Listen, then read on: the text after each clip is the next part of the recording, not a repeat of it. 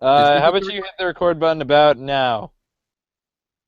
Okay, it's been going for like 3 seconds. Cool. That'll be interesting to sync, but we don't necessarily need to sync it because Help! Help! last I'm sinking. I'm syncing. Oh no! Hello, everybody, and welcome to the Millennial Minds episode 6. Today, Yes. as usual, Nathan Abernathy is here, and I'm Gabe Meyer, and we are the Millennial Minds podcast where we educate, entertain, and intervene to save our generation. Ooh, And there's a did you come up crisis. with that yourself? Yes, believe it or not, I did. Thank you. Do you like it? I don't get the intervene part, but it's Yeah, we're clever not saving our alliteration. generation. We're just entertaining them. Well, That's I what we don't know, because I don't even know if I'm part of the generation. I have graduated. do. Yeah, that's the crisis we need to talk about because the other day I just realized, wait a second, are we really actually millennials? Yeah, we're young enough to not know how the world works. Yeah, so I'm gonna look it up on dictionary.com. What is a millennial? I'm gonna look it up on Urban Dictionary. A person reaching adulthood around the year 2000, a generation year. Reaching adulthood in the year Young 2000. So adulthood. we're the We were born around the year 2000. And the next generation doesn't actually have a name. So, Millennials believe that they're special little snowflakes born between the year 1982 and 1994. This wow. generation is something special because mom and dad's fifth grade teacher, Mrs. Waskinsky, told them so. And they have a whole shelf of participation trophies, so it must be true. Millennials Wow. believe themselves to be overachievers who can't be understood by their loser bosses. Even mom said so. Okay. So, It's really long. It's part of the Urban Dictionary definition. wow. So maybe we're not millennials. We're the weird thing is we're right in Yeah, between. none of these definitions. Really jail with us. Oh, actually, wait. The number three definition is spoiled, undereducated brats born after the year 2000. So that's actually another generation, But but they still get called we're in neither millennials. of those ranges. I was born in 99 and you were born in 98, right? Yeah, but I find three different definitions that use that 1982 to 1994. Wow. So we're like We on the tail lied end of every. millennials and on the big cusp of a new generation entirely. Yeah. And from what I've heard, they've actually not come up with um, a name for that generation yet. If it's a selfie generation, I'm suing. Yeah. Some people have called it Generation I. Outside it, wait, that Yeah, because doesn't like make there's like sense. Generation X, Y, whatever. Why Uh, not Generation Z or Z? Z, Like, Generation Z.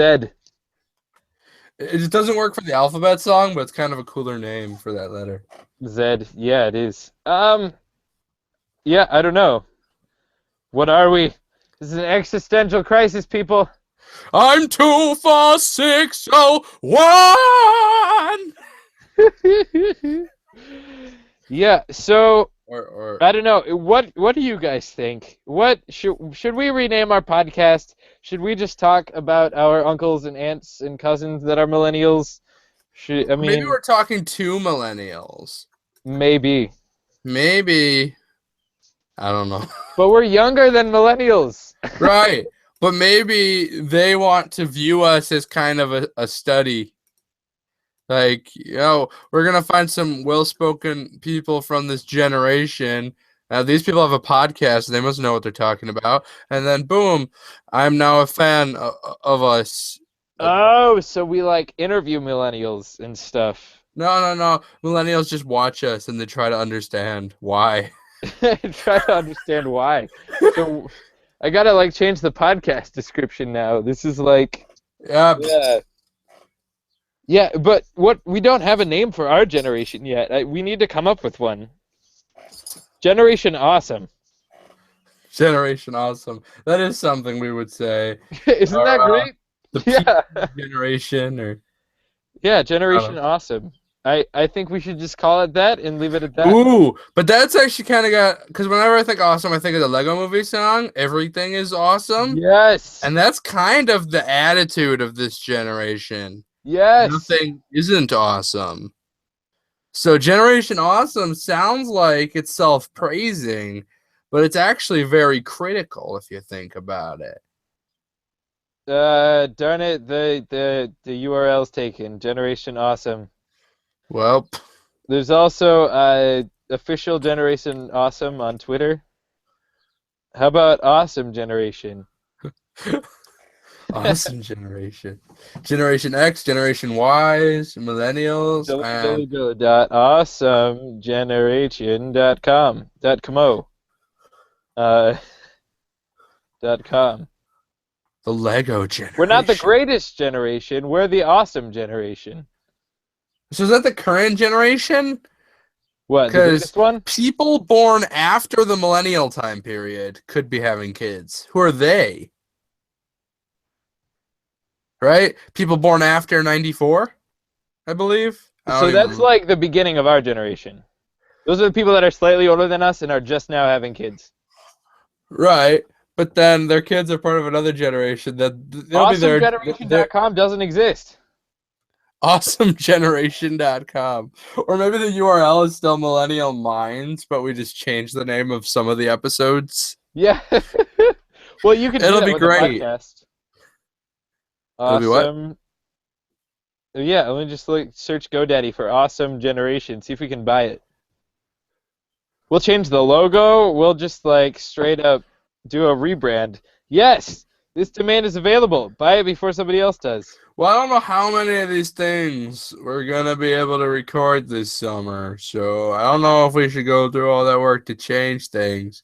True. I'm not saying this will be the last one, but True, but it might be difficult. not saying that. Because summer is supposed to be our big season, but we're also busy, doggone it. yeah. That stinks. All right. Well, anyway, tell us what you think. We have an email and stuff. Millennial Minds. I think it's millennialminds@gmail.com. Maybe it's Millennial Minds Podcast. But send an email to both of them. Tweet us at MMZ Podcast. I mean, with the Google Hangouts. Oh wait, I thought that Gmail account was involved in the conversation, but I'm in my personal account and you're in yours, so yeah, not gonna have. Yeah, usually when we do live episodes, we do it with the podcast one, but it didn't work this time. So, Gabe, how has your since we last talked been? How was your week? But that's not all I'm right. We just saw each other a couple of days ago because Nathan is graduated, and he had a really awesome graduation ceremony, or not ceremony. It was just a party. Yeah, awesome party. Yes, he did a rap, which was impressive. Yes. Yeah. So the morning after the party, I started reading the lyrics to "Rap God" by Eminem. Yeah. Yeah. Wait, do I still have it pulled up? I can't do it, but I was trying to do it. And that's always funny. Awesome.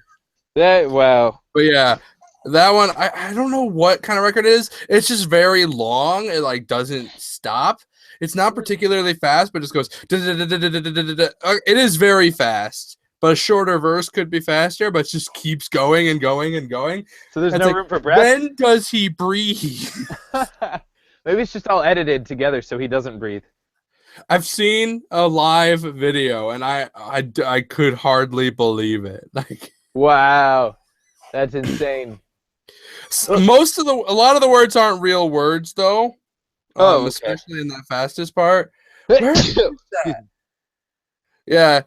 Suma, Luma, Duma, Luma, you assuming I'm a human. What I gotta do to get it through to you? I'm superhuman, innovative, and I'm made of rubber so that anything you say will ricochet off of me and glue to you.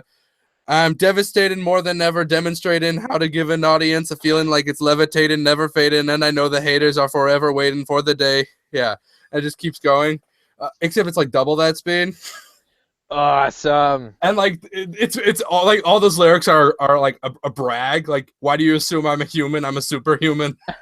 What do you And assume? it's called Rap God. That's like the chorus. Wow. Like, I'm beginning to think I'm a rap god. And yeah. I'm not even human. Like, yeah. It reminds me of those trailers for that new movie called like what's his name? Caleb for Reals or something. New movie. It's about like this pop star and how stupid he is. Oh It's like a yeah, it's like a yeah. parody about how With some like, pop stars is are that stupid. Andy Samberg one? That's like the R-rated comedy that's going to be coming out. Like, is Uh, that the one yeah, they're I using think so. Yeah, commercials it for? was rated R, I think. Yeah, it's like, yeah, Andy Samberg. And like, normally they say their best stuff in the trailer, and none of that stuff made me laugh, so I'm not especially Right. interested. But it's been all over YouTube, so I don't know. Yeah, yeah. I've They're really also been pushing it. seeing commercials for Sing that's coming out this month, and that's like another movie about animals in a utopia, but it's not Zootopia. It's like DreamWorks, and like they both came out the same year.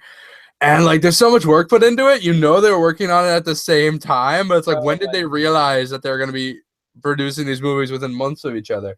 I, So I kind of want to see Sing. It looks kind of cool. It has Scarlett Johansson in it. yeah, and I think she sings the part of that porcupine. Yeah, which They will be got cool. I've never yeah. heard her sing before. Has she done Yeah. singing in movies? I don't know. I haven't looked into it, but Well, obviously she sounds like a porcupine.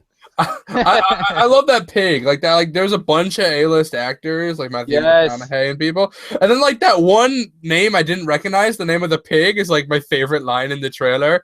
Like his Yeah. dance partner goes, it just falls on her face, and like, are you okay? It's like, yes, I'm fine, thank you. How are you? It's just like Oh yes. No, I know. What was the other pig line? Like you got to feel the. What did he say? he did Lady Gaga, la la ooh la la. Roma, Roma, ma. And it's wearing like the Uh, leotard, and it's just like, really great. oh my goodness. Yes, you could. Yeah, yeah. That was awesome. I feel like you could totally play the part of that pig. Um, If it ever becomes a Broadway musical, yes, totally, uh, totally. I wish there was a chance I could be Lafayette. Yes. I don't know if local production would double Lafayette and Jefferson, because Jefferson's also really goofy, but he's only Act 2. Oh, right. That makes sense. Because Lafayette goes to France and Jefferson comes back from France in the Right. part between acts, and it's really clever. Oh, that is clever. And he talks about Lafayette. That's like one of the first things he does. Oh, He's right. like, I helped Lafayette draft a declaration, then I said I gotta go. I So gotta it's like, go. he's not Lafayette now, and it's very clear in one of his first lines. Like, he comes out and he's like a different outfit, and Nice. Okay. Cool. they do a lot of doubling in that show. Weird. June 12th, the Tonys. We're gonna figure out who wins 7 days from now. Oh, Will it be Lafayette or Thomas Jefferson? well, it's really actually between like Lafayette and King George. Right. Yeah. Yeah, Yeah. That's what I heard. because he's awesome too. George Yes. Washington's also nominated, and he did really well. But as supporting actors go, I like the other two better. Yeah. And then there's I love King George's song too. It's just an awesome British pop song. yes, and he's so British, Yes. but he like does it like a little bit sassy, and then he like his first song is very straight, and then like as the show goes on, he gets like more and more flamboyant, and like in the last song, he's like jumping around and like. And he's actually in the background during like when bad things happen to Hamilton, Mhm. like when he gets bad in the press. He's Right. like he picks up a newspaper. He's like, yeah. He doesn't say anything. He's like he doesn't have a line or anything, and he shouldn't even be in America. But He just picks up a newspaper and he's like, he yeah. goes to the left side of the stage. He picks up a newspaper, and he's so happy, and he does this flamboyant dance, and then he goes off right stage, and nobody acknowledges him. Wait, but you haven't seen it. Did you just like watch Yeah, it? yes, I have. Yes, I have. Oh wait, you watched like the pirated version on YouTube. Yeah, yeah. It's not illegal if it's illegal. Shame. But I So think the cool. people who broke the law were the people who put it on YouTube, and I was just helping. I don't know. Oh, Well, but there's seeing as we've talked about Hamilton for 3 episodes in a row now, do you think? Right, which is odd because that's been like nothing. What I've been doing for like the last couple days is I've been looking into like my Pathfinder stuff. I have like a USB drive with the core Ooh, stuff on it, that's and I'm exciting. trying like I spent way too long on this trying to figure out what's the best way to roll your attributes. So Uh-huh. like the attributes number between it could be as low as I think 6. It can be like Uh-huh. 6 to 18. Wow. And there's lots of different ways to do it. So some people like to do you spend points, but the Mm-hmm. traditional way was you roll dice. Oh, right. So you roll 3 6-sided dice, 6 times, Mm-hmm. and then you write down those numbers, and then you pick which number goes to which stat. Right. And yeah, Interesting. I kind um, of like that actually. yeah, and what they've been doing now because they realized if you roll 3 1s and then you apply that to intelligence, your character's incapable of speech. So like any stat that you have like 3 in, like you can hardly perform actions in that stat. Right. So they changed the system that you roll 4 dice, you drop one, you drop the lowest one, then you write down that number, and that's been getting better arrays. Oh, wait, but it's like kind of random. Like you don't know what kind of brawn value you'd get. Um, well, so what you do is you roll your 6 numbers, and Uh-huh. then you decide which one goes with which one. Oh. Yeah, got it. Got it. Cool. Yeah. Yeah, I wanna start that. That'd be really cool. I think you'd be a really good GM. You're definitely a very good player, as I saw when I when we played the Star Wars RPG last weekend. That was a lot of Yeah. fun. I will I will send I might send you the beginner's box stuff because the beginner's box has like 4 classes, but it's like all color and letter coded. So like anything to do with skills has like a B next to it. And That's nice. what is happening? I don't know what's happening. Hopefully that's not a bomb. Okay, should I cut the red wire or the blue wire? Oh, always the blue wire. Never cut Oh, the red wire. always the blue wire? Is that a Always the blue thing? wire. It's never the red one. They always cut the red one, and then nothing good happens. Okay. Well, it was disarmed before I said anything, so Ah, I nuts. have They no got idea to it why. already. My phone just says like go pick up Anna, but Anna's in Lansing, so So I don't know why it's telling me to do that. You that's can't tell me silly. how to live my life. Speaking of living life, I've been trying to plan out my life for the next 3 months. This Ah! what is there a mosquito now? No, I'm beating up my phone.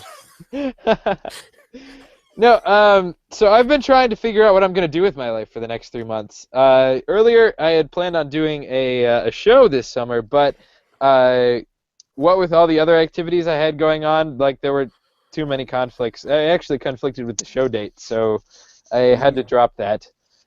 And so I was left with a bunch of time, which is actually kind of a blessing in disguise because I'm I'm not working or anything, so I can use this time to do all those things that I've always wanted to do. So the trouble is like kind of figuring out all the things that I want to do, how much time to spend on them, like and stuff like that. I've never been very good at planning things, but whenever I do plan things, I go all out. So I literally wrote down everything I had ever really wanted to do this summer, and I made this ginormous list. And then I looked up this thing called the Wheel of Life. Do you know what the Wheel of Life is, Nathan?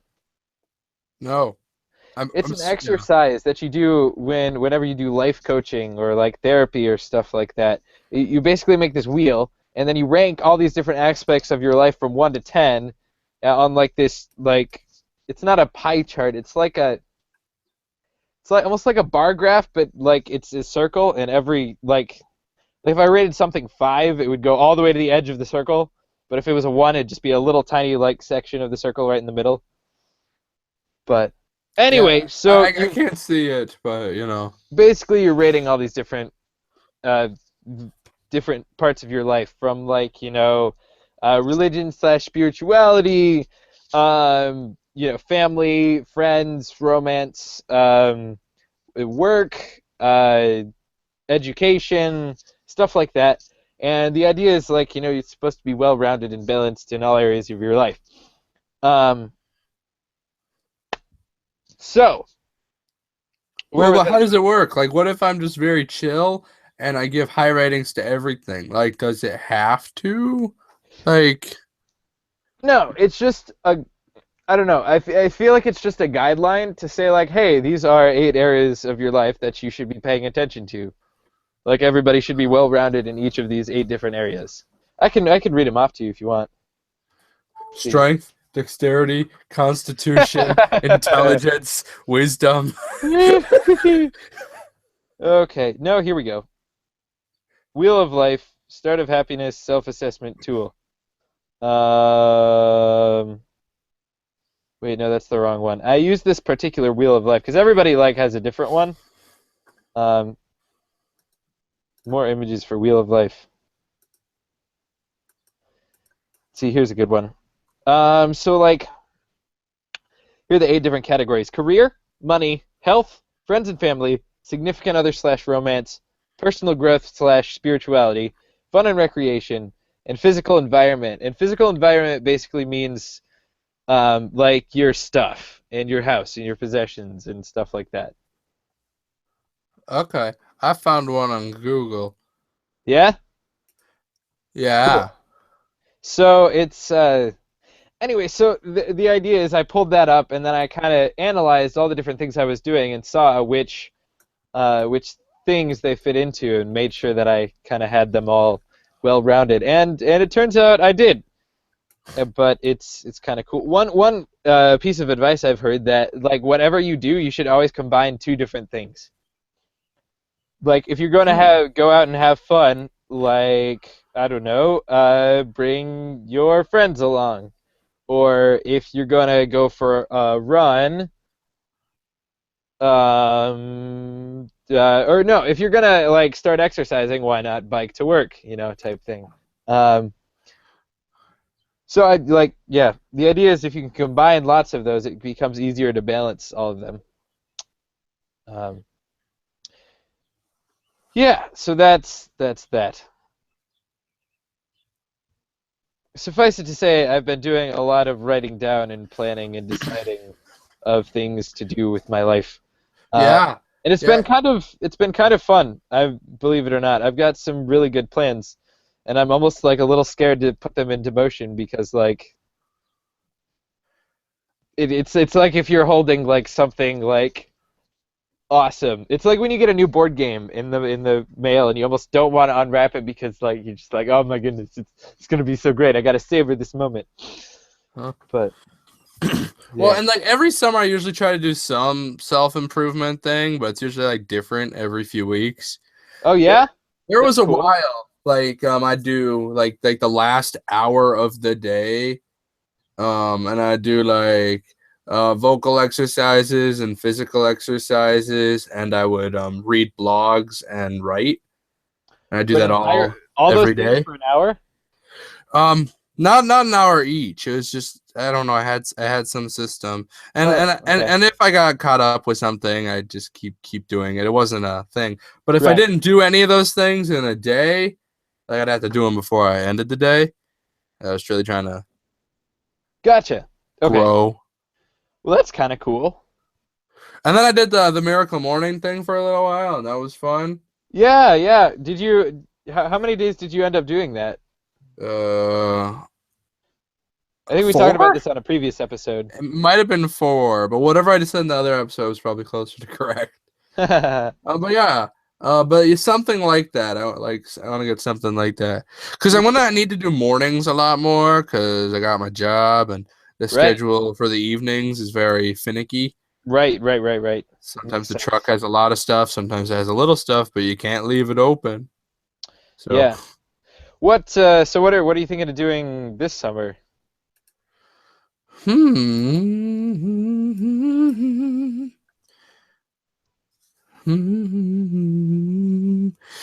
Yeah, I don't know. I was gonna take time to look at it today, but I got caught up in something. Oh yeah, statistics. I've been doing statistics all day. Oh, Like fun. just either I found a number generator online. I was just like kept on clicking it over and over again, generating these like arrays with all these different. It's like anydice.org and it'll like show you like a graph of like what Anydice.org. numbers. I think Anydice.org. don't quote me. It's in my bookmarks, right? Anydice. I'll just Google it. Yeah, anydice.com. Anydice.com. Oh yeah, it's not an organization. But like you type in like formulas like 3d6 plus 3 or 2d6 plus 6 and then it'll show you like the graph for it. Cool. And I Well, was like calculate. I kept on running simulations over and over again trying to figure out which one was the most balanced because I wanted something that but it's in the end it's always going to be random when I get the real dice out. There's this one system that I like people recommended on the internet, like I looked up a forum, and it's you roll 24 six-sided dice and then you have all your stats and then you pick a stat, you take 3 of the dice and you apply it to it. Oh, I like that. Like that's just like really cool and wacky and wild. And How many D6? 24. 24. So if you can get your hands on 24 six-sided normal dice, then you can. So if you take 3 of your 6s for your strength, you're not going to have many 6s left for your other stuff. Wow. Okay. Look at that. Man, that is like a very flat bell curve. I mean, there's like 0 from like 53 to 24, and like 0 from 115 to 144. Wait, what simulation did you run? 2046. Ah. So yeah, that'll tell you the total result, which isn't very helpful. Oh, right. No, but you want like, individual results. But the thing is, so the one I was simulating over and over again is there's this one I kind of liked. It was 3d6s. You take the highest 2 and then you add 6. That's got a very flat bell curve and it's all kind of but it doesn't leave enough room for weak stats. So I think right. I like the 4 and then you drop the lowest one because you could get 4 1s and have to deal with that. And I think it'd be fun to see a character do that. Like, yeah. Oh, I bet 3 charisma and like, just be like you are repulsive. Nobody wants to talk to you. You walk into the bar, like the one person makes the charisma check, and it's just like, oh no, this guy's weighing you down, and people figured out that you're with him, and oh no. Yeah, it's really. It would be fun to roleplay, like an extreme weakness. Yeah. In the game I'm designing, when you create a character, you have a positive trait and then you have a negative trait. Every character has one of them. So, and they each have effects that do stuff in the game. Like if you're like a spendthrift, if you have an option to spend money, you must spend all of it. But like I don't know, if you're courageous, then like you can. I think my favorite combination is like courageous and racist. So, like, whenever you see a new monster, you lose a stamina and gain 1 attack. Ooh. Well, yeah, because, I mean, you lose 1 for being racist, but you gain the attack for being courageous. Yeah. So, like, I don't know what this is, and I hate it, but I'm going to destroy it. Yeah. Well, and that's, have you ever seen GURPS? It's a role-playing system. Oh, yeah, I think I saw Will Wheaton do one of those. Yeah, so the whole point of that is the whole point of character creation is like it's like a store and everything costs points, and then there's negative stuff that gives you points. Oh, that makes sense. So you can either make a really extreme character, or you can just spend your few points and call it and then good. The stats are something different. I don't know if it's the same point system, but the whole thing is like you can like buy like you're really good at bartering with stuff, and then you might need to like smell bad or like right, be gullible or actually you wouldn't want gullible and mercantile bartering. That would be terrible. It's like I can make good deals, but I keep having to accept all the bad ones. Oh yeah, I almost posted on Facebook like I'm looking for someone to join my role-playing campaign, and the Ooh. weird thing is something in me stopped. Like I don't want that kind of reputation, but that's still Ha! part of who I am.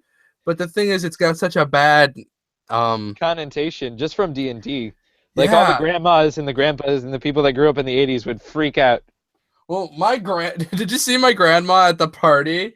I did. You weren't there for this part, but like before people are coming, she's just like, "You're wearing a ponytail now." Is it a ponytail now? Is that just? She's just freaking out about it and just like. Like, ah, this is terrible. And then I said something like, "Haircuts are like $10, Grandma." And then we just stopped talking about it. I'm being frugal. Like, if I would have cut my hair every month, I'd have $60 less now. So, I mean, Hashtag college life. I just can't afford to cut my hair. And then some people go the other extreme, like they get a razor and then they always have their head shaved to make things easier. Oh, right. Because that makes things that option, if you're okay with the look, is probably the most frugal because you don't need any professional to do it. You just do it to yourself, and it makes cleaning yourself easier and everything. But Yeah, wow. It's hard to imagine you with like a shaved head. Would you shave your beard if you shaved your head, or would you be like that guy that's bald but has this amazing, beautiful, luscious beard? I think I'd shave my hair and find some way to put it in my beard because I want more length. Oh, But it's the wrong kind of hair. oh, So anyway, right. oh, also, did you ever see Ashes of Volcana? It's a show with Will Wheaton No, I didn't. and John Green and Laura Bailey and lots of cool voice Cool. acting. Yeah, I think you've told me about it before. Anyway, but they use the Dragon Age system, which is 3 6-sided dice for every skill check. Whoa, how's that work? Well, you roll 3 6-sided dice, and then you compare it to the difficulty of the skill check. Oh, okay. So it's not actually. So it's like classic. Right. However, your results are closer to the middle all the time. That makes sense. Bonuses are very important. It's supposed to be Right. that. That makes sense. So like, it's not an equal distribution like a D20. well, right. So if you roll 3d6s, you're gonna get something like 10 is kind of an average check because that's like 2 3s and a 4 if you're not skilled in the thing you're trying to do. Yeah. But you can still try to do it. So it's kind of like an average. Like even if you're not skilled, you can try to do it. Interesting. And then as the numbers get higher, like 20 isn't a thing like it would be in. But then they have this really weird system. So 2 of the dice are white and one of them is red. Yeah. And if 2 of the dice are doubles, then the result of the red die is your stunt value. And that's like how cool you did the thing you were trying to do. You did. And there's like lots of abilities that say if you get this many stunt points, you do this specifically. Wow, weird. Yeah, so like in combat, like you can do a piercing blow if you get like 3 stunt points. Yeah. So if you roll the doubles, then you check your red die, and if you got that, but if you're a warrior, you only need like 2. So it's okay. So anybody can do it, but if you're the right class, it makes it easier. You can do these things cheaper. Yeah.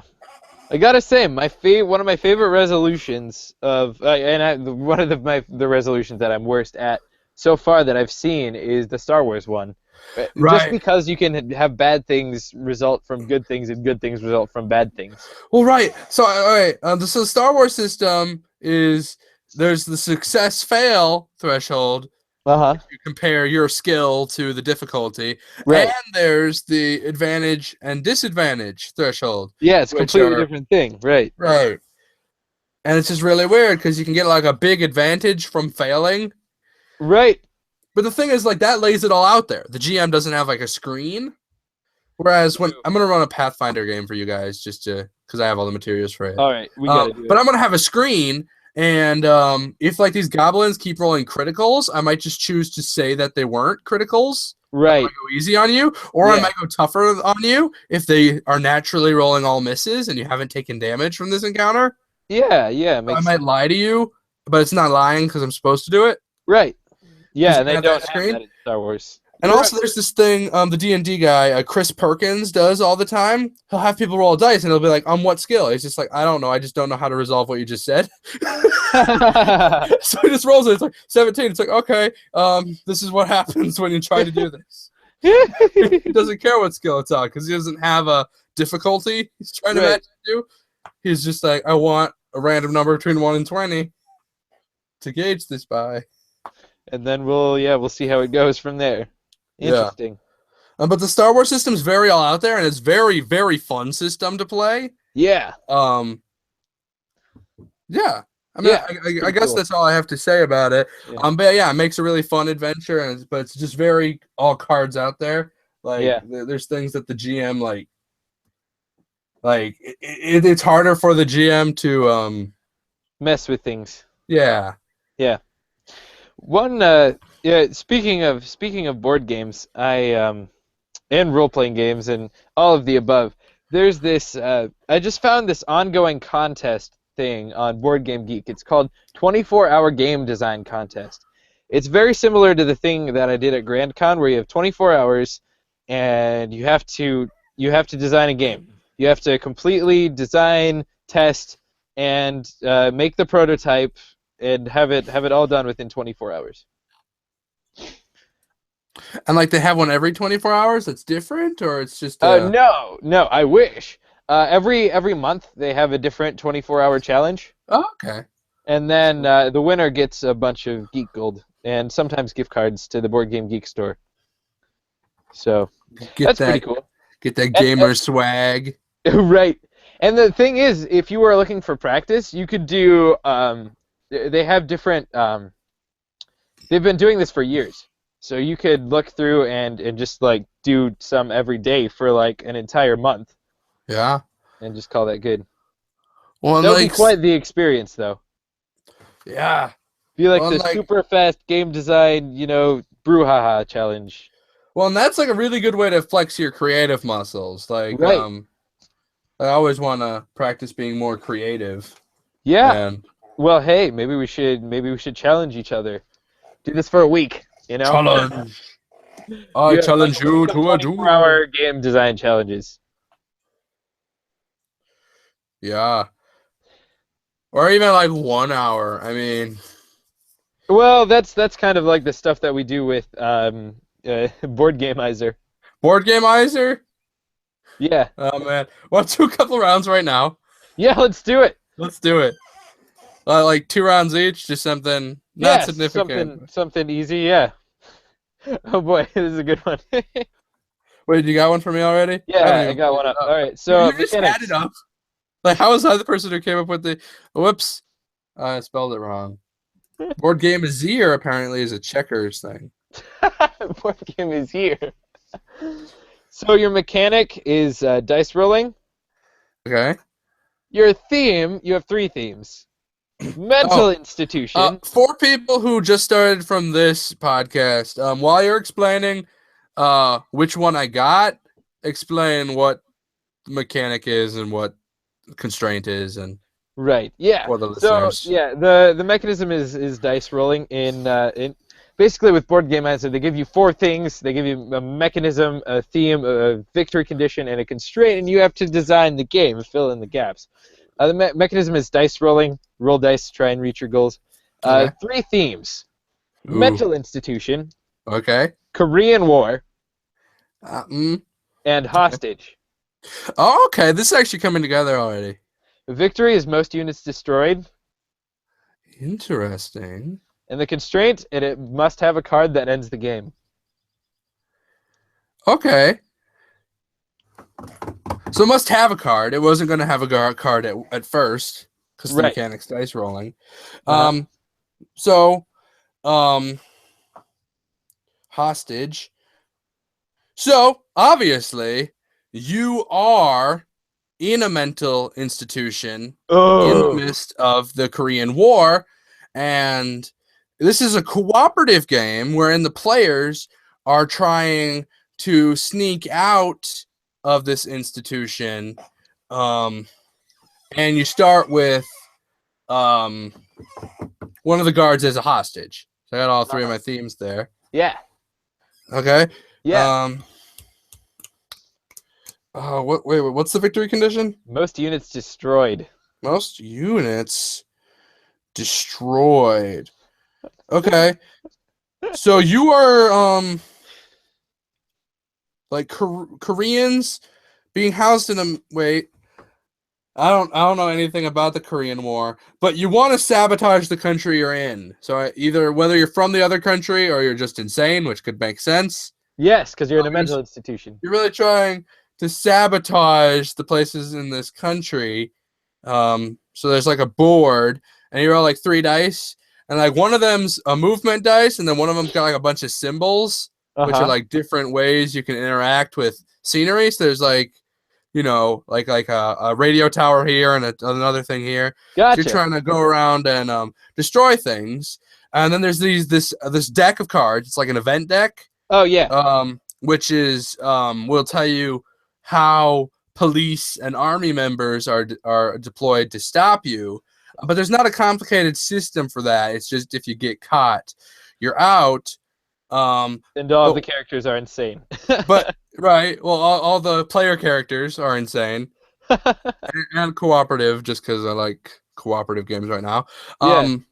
So but you do it like Thunderstone, where like in Thunderstone you put the Thunderstone like you make like half the deck, and you put this game-ending card in that half of the deck, and you Yeah. shuffle that half of the deck, but then you put that entire half under the other half of the deck, so Yeah. you know at least half of the deck is going to go by.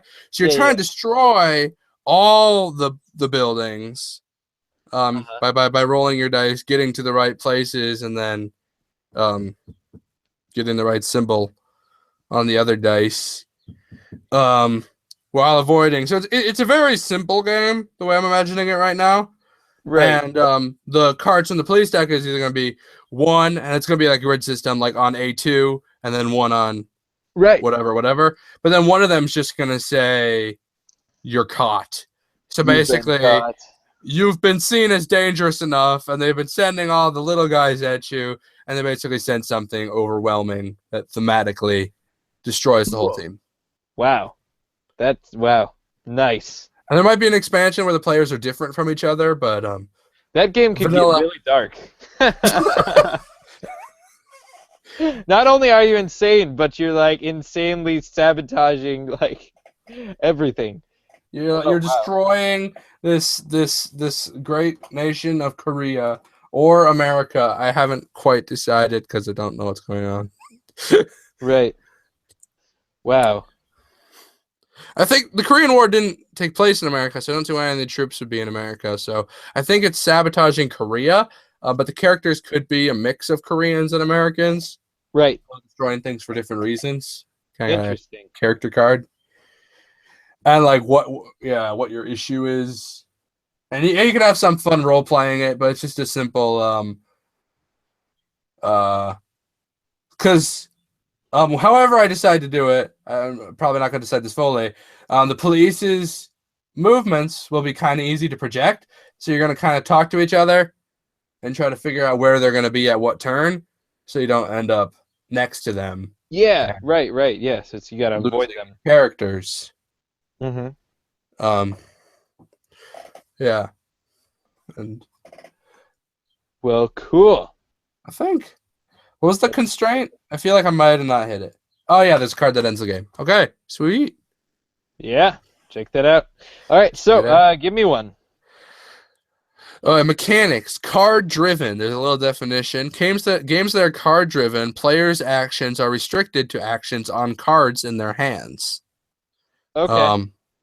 So whatever you decide to do with that. The theme is philosophers and specifically Mother Russia. Mother I love Russia. Not just Russia. Mother Mother Russia. Russia. The Okay. victory is most experience points. Constraint is must be language independent, Oh my word. which I'm gonna guess must mean that every element must be able to be understood by multiple languages. So a lot of symboling. A lot of symbols going on here. Okay. Language independent game. So basically Russians can play it. and it's about Mother Russia and philosophers. It's card driven, and you win by getting the most experience points. Yes. Experience points, eh? Hey. Eh. Okay, so Russia, Mother Russia, is under the last days of the Russian monarchy. Okay, you know the whole Rasputin and the last king, Tsar Nicholas or what? Yeah. They're Nikolai. yeah. To So be Russian. Russia is getting hot at this point. The whole Bolshevik communism thing is just getting started, and you play It's just young and Bolshevik, right? yeah, you play you That was play a joke my history teacher made. It's just like the young Turks are like, this is Bolshevik.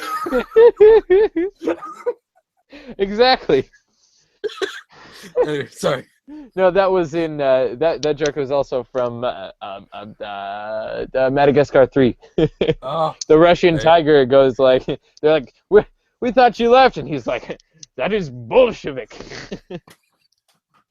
Uh, Okay, okay. so you play young, aspiring, new commies with communist philosophers with these new ideas and this new wonderful regime to put in place that will fix the world. It will solve everyone's problems, and we can. I mean, this socialism hadn't really ever been tried before this point, so it just sounds like a utopia to everybody. So you're philosophizing, you're building your own brand of communism, like with all the different parts of it, like power to the people, outlawing of property, and and then you're also, once you've created those, you use them to structure your political campaign by doing all sorts of different things. By going around and inciting riots and leading rallies, and I mean, you might join the army, you might and lead them in a revolt. You do all these different things because you're young. You're just trying to get experience for when you later take over the government, and yeah, Whoops. and there's lots of symbols. Man, I just lost it. I accidentally clicked theme. I just gave me a theme and then I clicked back. I gave me a new random one. But Gotcha. Well, before you hand me that one, I will give you another board game miser. okay. One other idea. One more idea. Oh wow. Okay, this is weird. Not even funny, just weird. Okay. Okay. Mechanics. Pattern recognition. Hmm. Theme. Genie. Astronaut. Victory. Diplomacy. Constraint. Can't be played on a table. Pattern recognition. What is that? Is It that doesn't even say. doesn't even say? Okay, so pattern recognition game about genies in space, where the victory condition is what again? Diplomacy. Diplomacy. And you can't play it on a table. Diplomacy. Diplomacy. Pattern recognition. Pattern genies. I'm trying to think. Can you think of any game? Like maybe it's an abstract game, but like that has pattern recognition in it. I just don't see it. Maybe I Oh, should Google this. yeah. Oh, yeah, you're right. What does pattern recognition even mean? I'm gonna look it up and just take the Yeah. first result. Pattern recognition This is like gonna be a board preschool thing. game It's just mechanism. Pattern recognition, board game mechanic, board game geek. Okay, so markers, usually with a color or pattern, are placed or added on different random or predetermined locations relative to the board or the markers themselves. As the markers move during play, the player has to recognize a known pattern created by the markers to gain a good points or win the game. Linked games. Okay. So there's this big board with space on it, and there's planets, and the planets have the planets are like there's a grid of squares, and the planets are Keep in mind, you can't play this on a table. it's on a projector screen, Okay. like one of those old-fashioned ones. Okay, 3D tic-tac-toe has pattern recognition. All right, wait. So it can't be played on a table. Yeah. You play this on a dry erase board. You Oh, draw kind of a chessboard, and you draw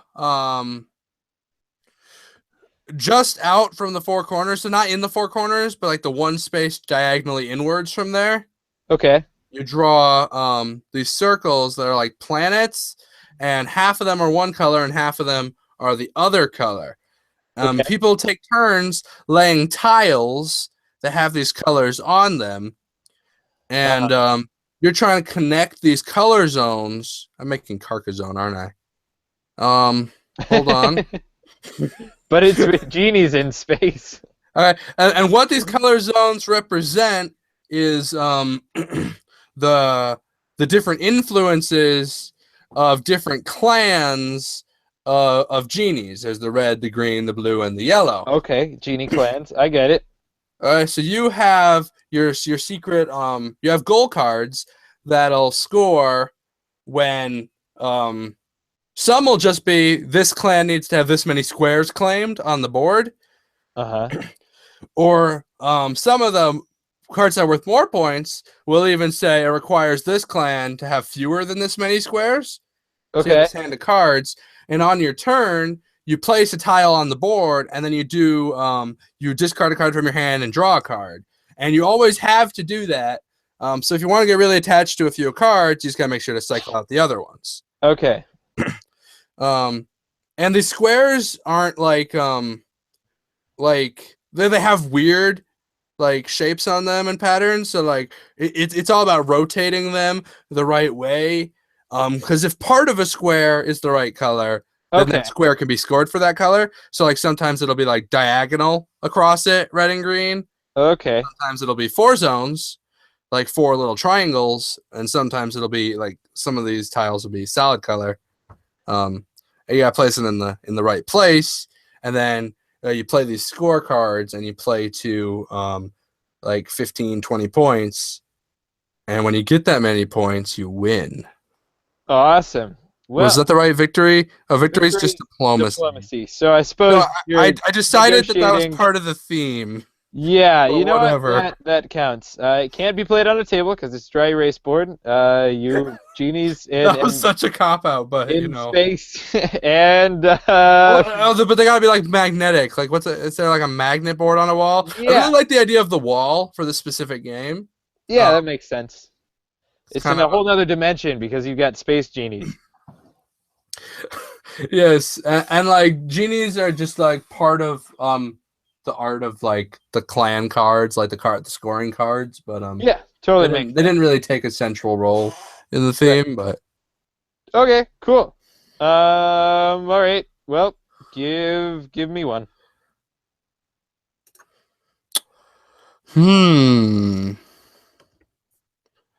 Okay, mechanics, trick taking, and press your luck. Ooh. Theme, space travel, and World War II. What? That brought a specific Doctor Who episode to mind. Yes.